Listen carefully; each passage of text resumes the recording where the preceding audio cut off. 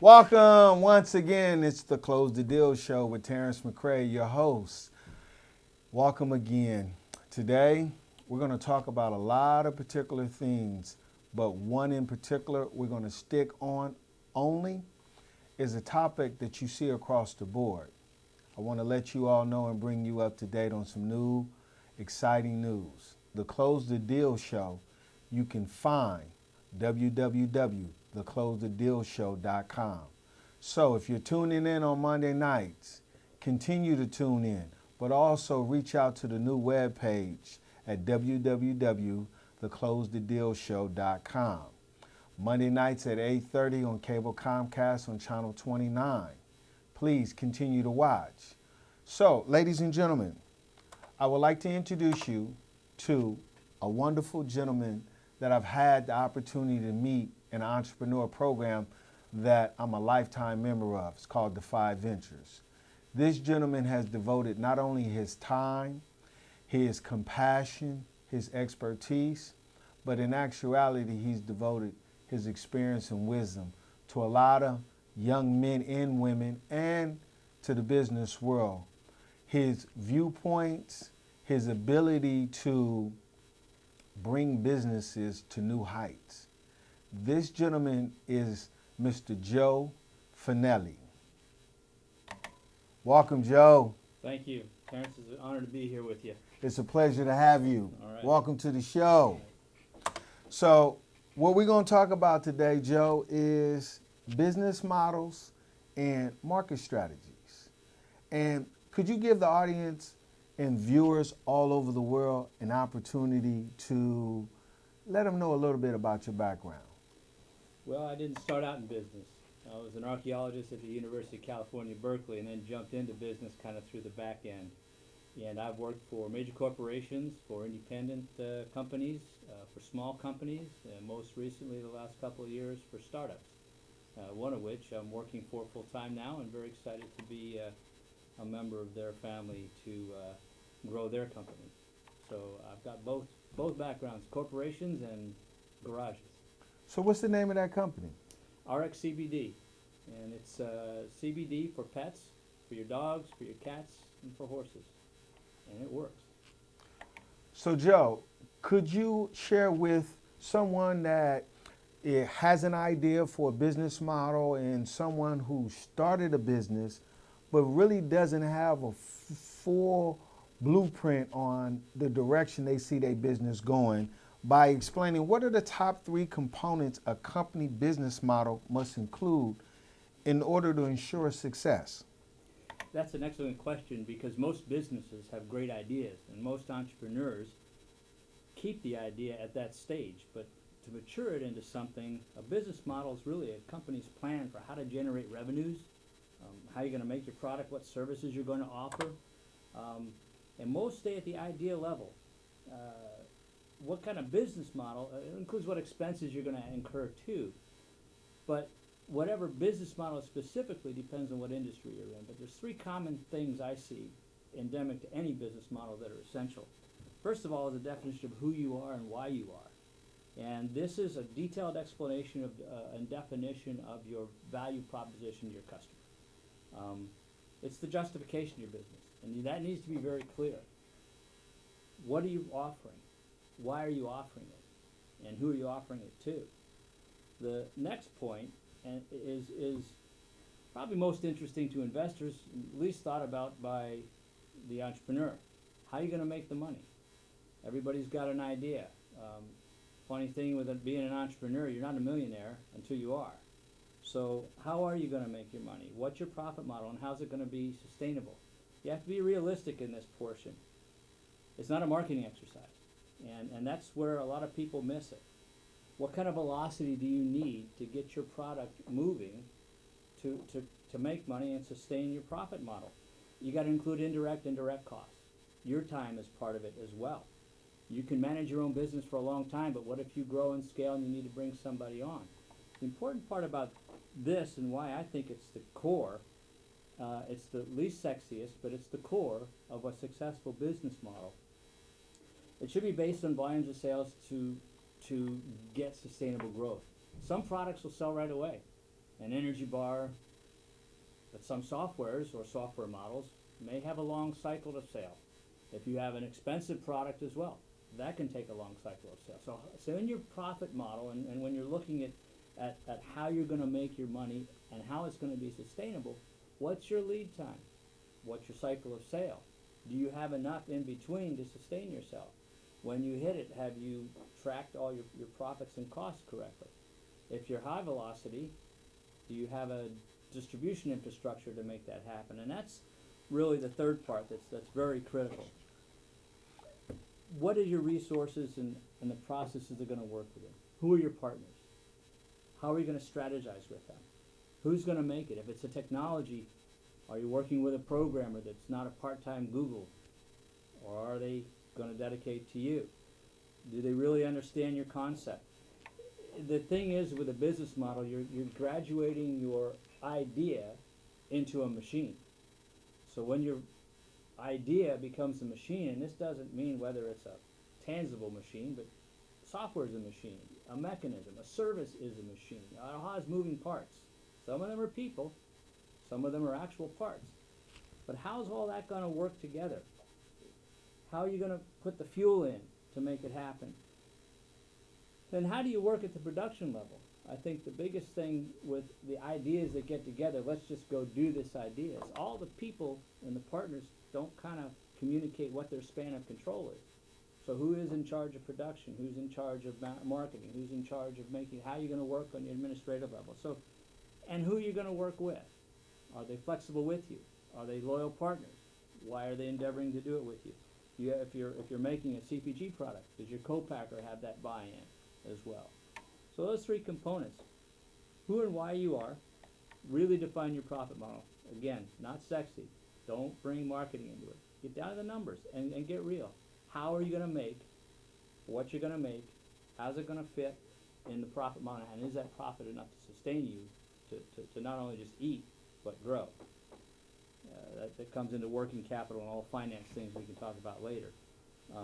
There's a difference between working capital and operating capital. So your working capital gets you to a model where your operating capital can sustain your business, but does your turn of your product and how fast can you turn your product in what markets, is that going to sustain the operating capital to continue you the ability to grow your business? Or you're just going to have to keep asking for more working capital. Investors don't really enjoy.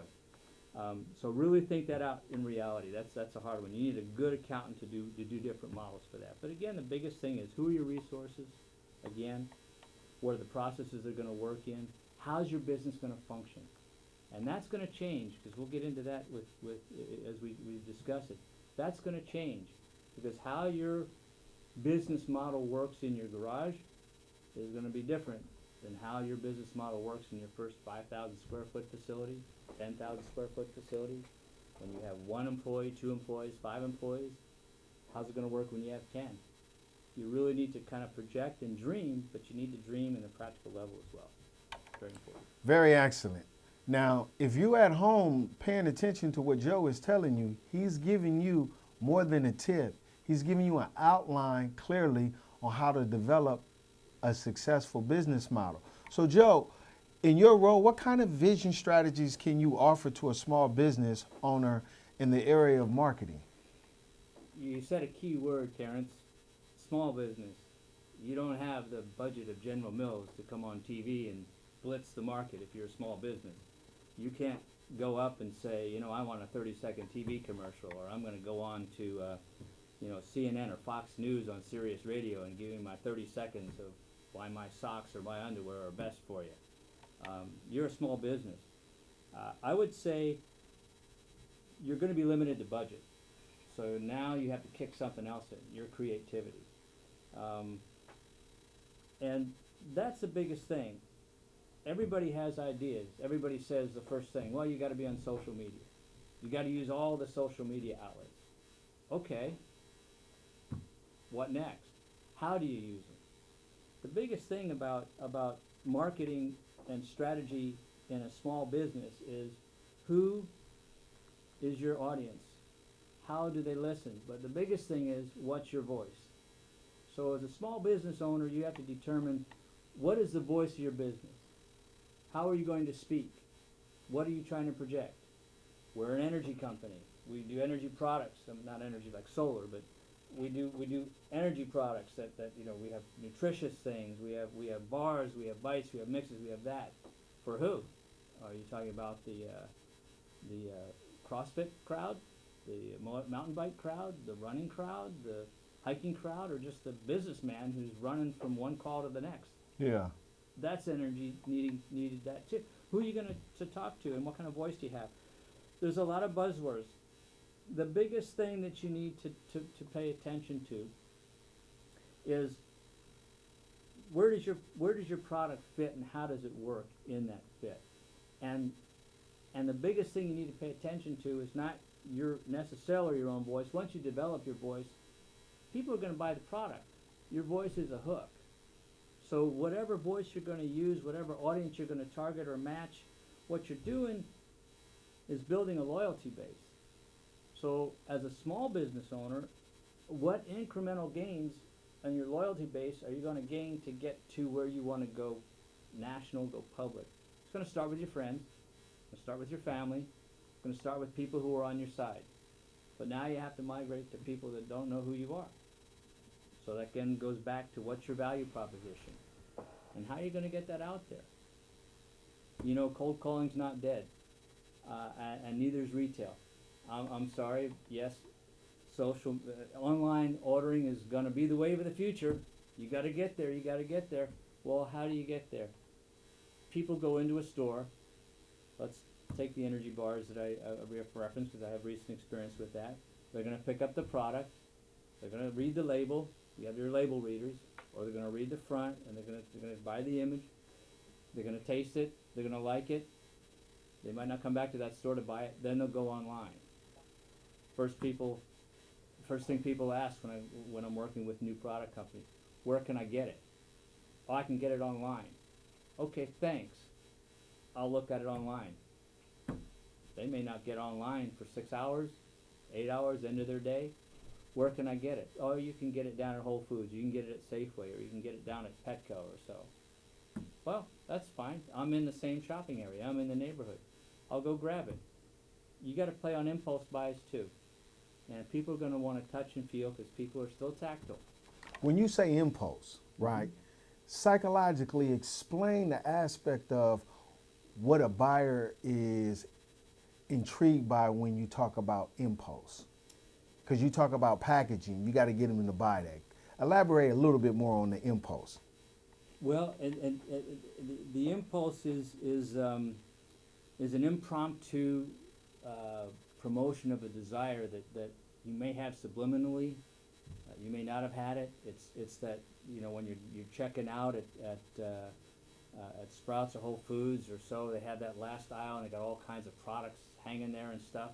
Those are grab and goes. You have your end caps at your grocery store, at Safeway and stuff, and those are like, well, yeah, I'll take a Twix bar.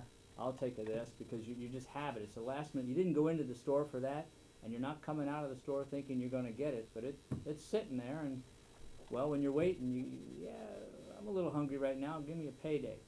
Yeah, I did that the other day with some Oreo ice cream bars. That's the thing. That's the thing. They were right there by the cashiers. That's the thing. They had a little freezer in Safeway. They had a little ice cream column right there, and I'm like, I never tried them before. Well, I know. So you're going to do it. But now when you're talking with people in the public, or when people are doing word of mouth things and they say, where can I go? I get it online. I get it online.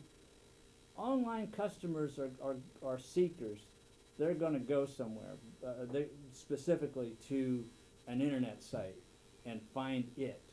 It's like, you know, I make notes. I'm a visual person, and you've got a notebook right there. You remember where you put that on the page. You're visual. You track it. But if it's all in electronic mode or electronic media, you have to remember or do a search to find out where that is. So if I say, well, somebody says to me, where can I get my product? Oh, you get it down the street at Safeway. Well, they're going to go to Safeway anyway. And they're probably going to go to Safeway before they're going to go home to their computer, because generally speaking, they've probably been on their computer all day. And, you know, unless you want to set up your shopping time or scroll through it, it's like, no, it's easier to just go grab and go. That's what I mean by impulse. You're prompting that buy. But the biggest thing, again, you're a small business. You're going to grow by word of mouth. But I'd say as a small business, your best marketing plan is focus on the product. It can have all the attributes that you want in it. It can have a sexy wrapper. You know, we can get into that in a little bit. It can have all those kind of cool things.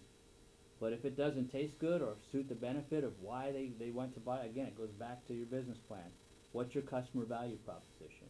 If it doesn't fill that, they're not going to do it again. They're not going to come back again.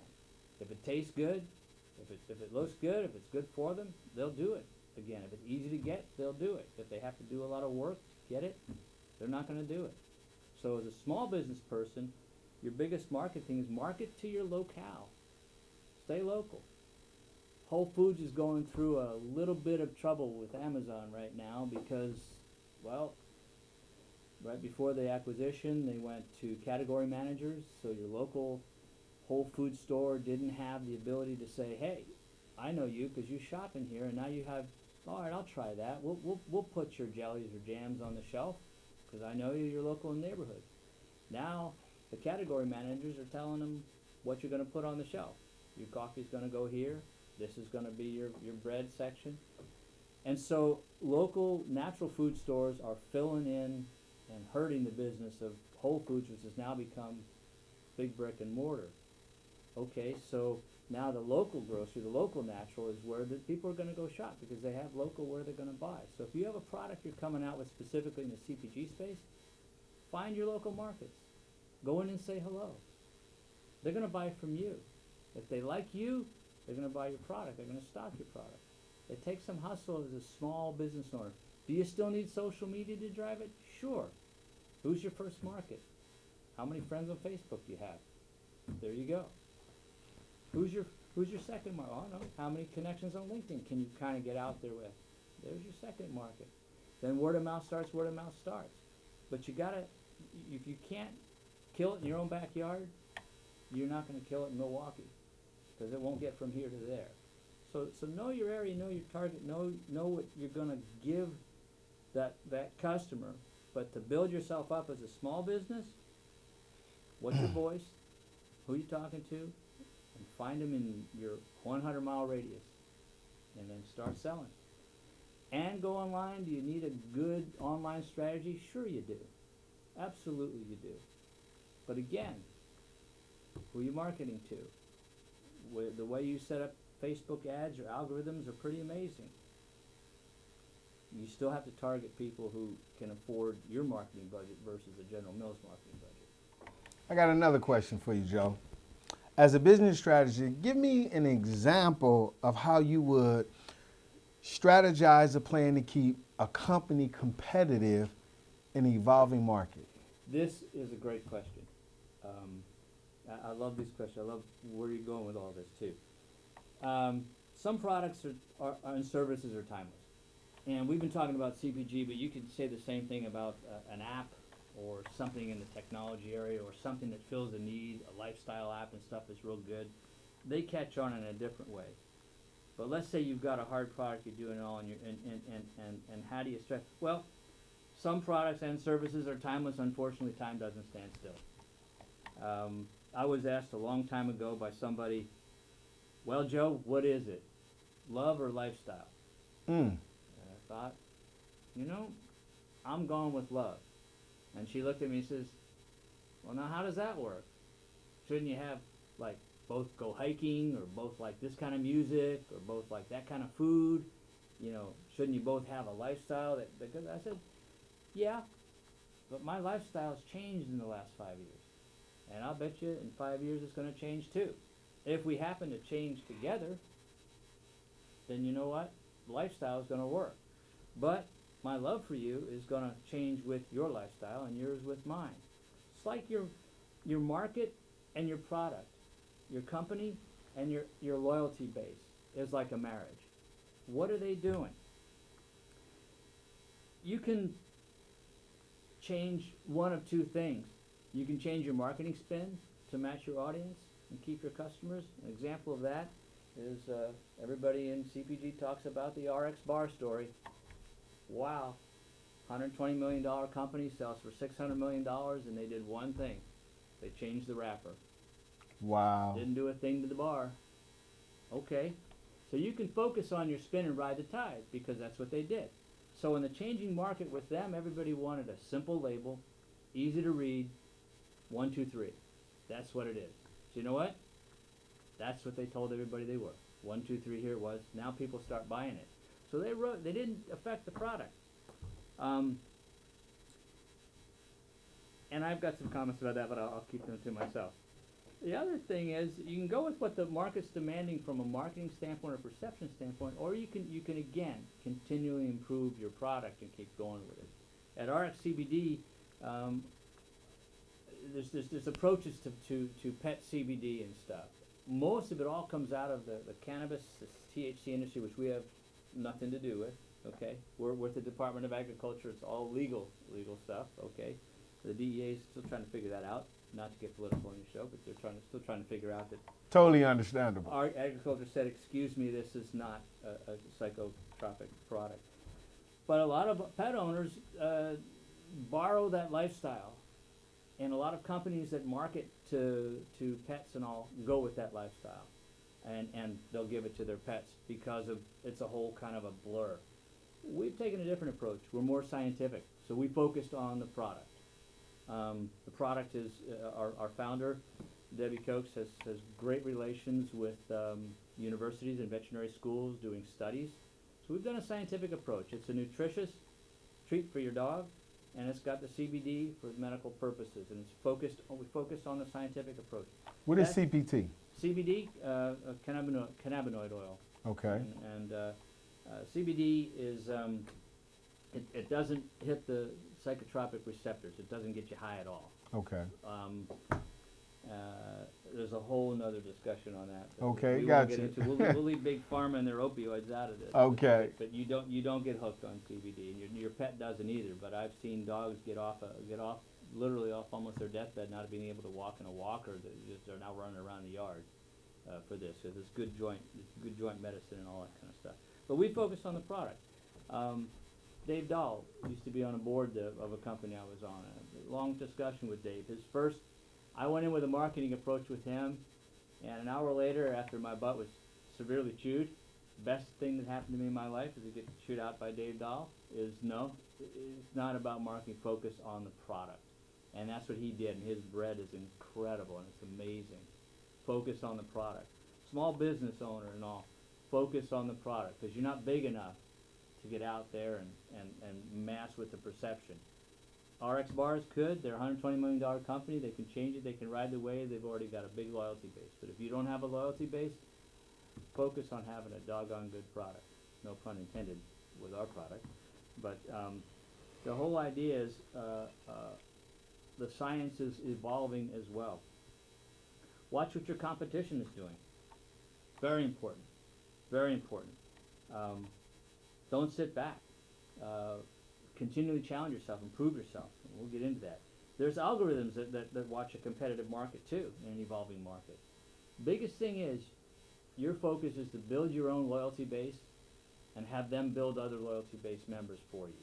And you're spreading the love, and they're spreading the love, and everybody's loving it, and word of mouth, and word of mouth, and word of mouth. Cliff Bar has done very successful in selling a lifestyle bar. It's a great energy bar, but it's a lifestyle. But you buy the experience when you buy the Cliff Bar. Laura Bar buys women's equality and pay and all that, and that's good for them. So where are you going to go? I mean, that's the thing. Again, know your audience, know your niche, and fill that need. Fill that need. It's important. But always keep an eye on what your competition's doing. It's important. See what they're doing. Biggest thing is, though, what's your market doing? Are you satisfying them? Because it's going to change. Are they changing? Is your market changing? They're going to evolve too. Their tastes are going to evolve too. Do you have the next step for where they're going? Stick to your core, though. It's the most important thing. You got to build out of your base. My last question, Joe, is how often should a new business review strategies for their business? Short answer, every day. Every day? Every day. You should be, we grew a really successful distribution company back in the day for graphic art supplies. Okay. And we built it. We were all young Turks. We had it all going and stuff. Eventually, Fujifilm bought us, and we were the last holdouts of independent dealers. But we had a saying as we were going.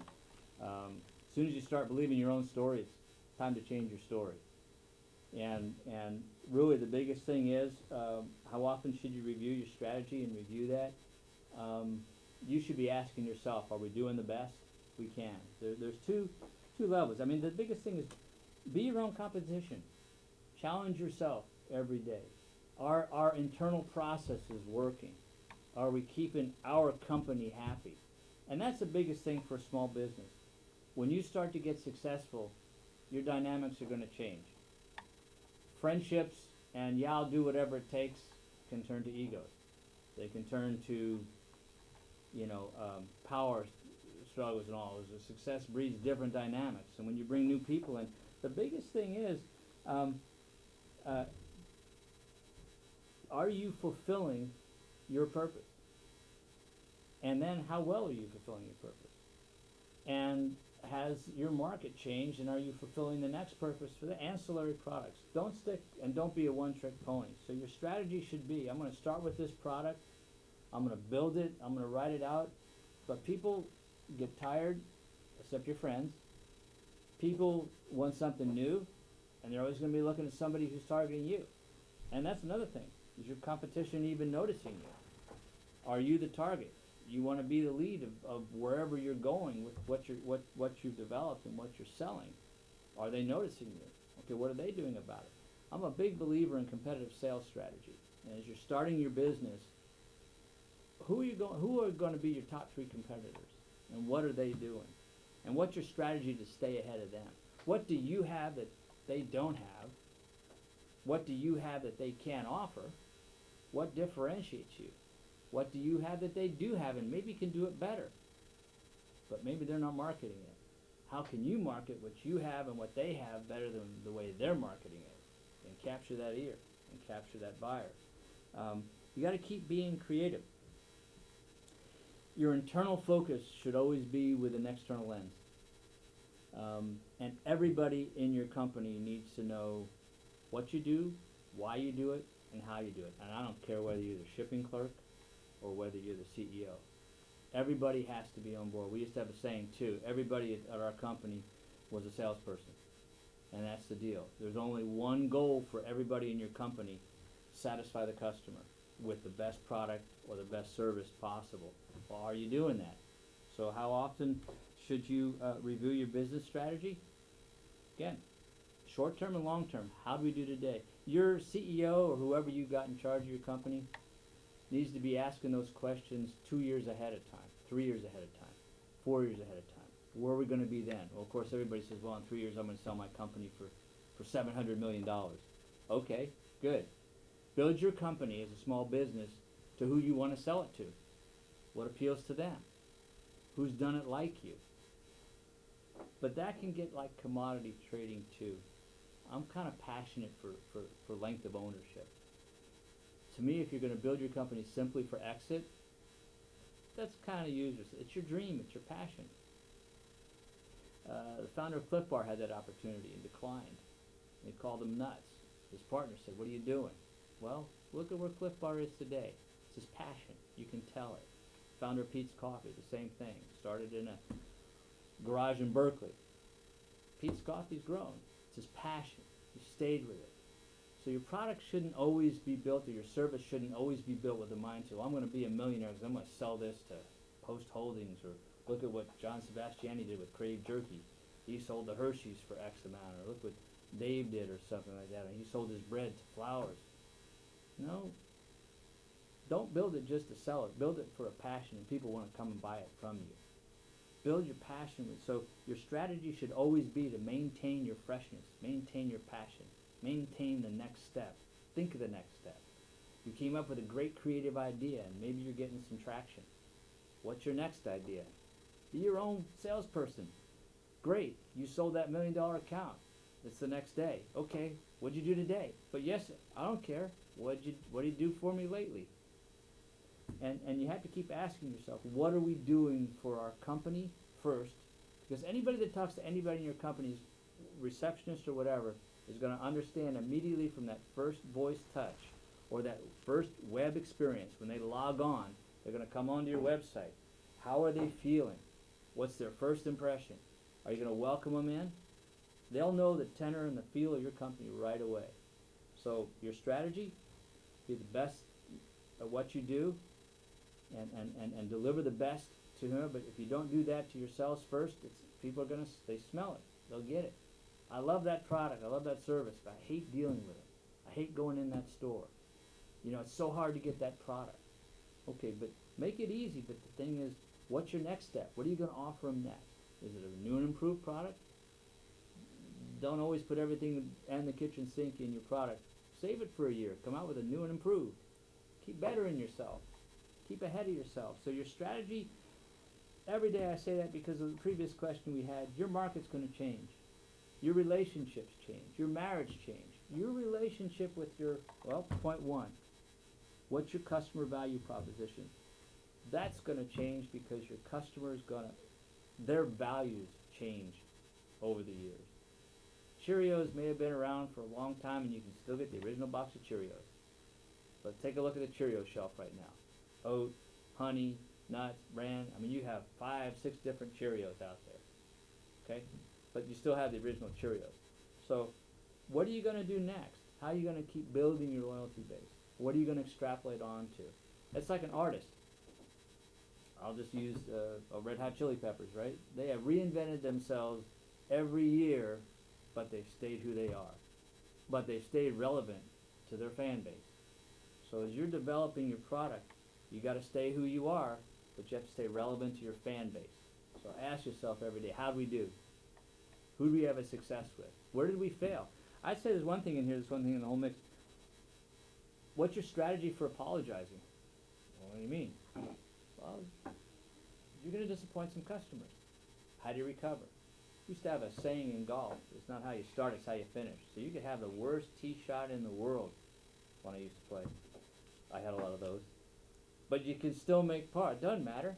Nobody cares how you get off the tee as long as you get it in the hole in a certain number of things. So you're not going to deliver. You're depending on, that's why it's so important. Have solid partners. If you deliver a good product, that's your marketing. If you deliver it consistently, that's your marketing. If you deliver it consistently and you do what you say you're going to do, that's your marketing. Word of mouth is going to do it. And as a small business, you need to find what avenues those word of mouth is going to be. Oh, social media, oh this, oh that, for sure. But I've seen some products go on my Instagram feed, and that's all that's there. Product shot. Okay, cool. Hide ad. Why? It's irrelevant. Why? Because I'm not, it doesn't tell me anything about who they are or why I should hook, why should I buy them? So you can do some tremendous ads, but again, before you go to Instagram or Twitter or Facebook or whatever, who in your audience is on that social media platform? So again, review your strategy. Is it always going to be the social media? No, it has to have some component like that. But you could build it in, let's say you have a natural food product. You could go to, I don't know, 40, 50, 100 in the Bay Area and build a heck of a base to then go and take it national through social media. But the point is, how many of the people who buy your product or you're targeting your product for are on that platform? Don't just throw an ad out there, because those algorithms that they have are amazing. So again, find your audience. Are you helping your audience? Are you satisfying your audience? Then go and, you know, your strategy. Hey, somebody with a bigger budget could be coming knocking you off or so. What do you have? What do you have to retaliate to that? Always keep an eye on your competition. Always shop against yourself. Always ask yourself, am I doing the best? Can I do more? And always have the next product or the next development of your product. Biggest energy bar business is $8.5 billion. Started out with Power Bar, right over here in Berkeley, across the bay. My mom had learned a swimsuit company, 2 warehouse doors down. There was Nolo Press, self-help lawyer right there, and these guys with Power Bars. And my mom would come home with these boxes of stuff. We'd open them up and say, we'd bang them on the table. It's like, is this made of plastic? Is this made of what? Spawned an entire business.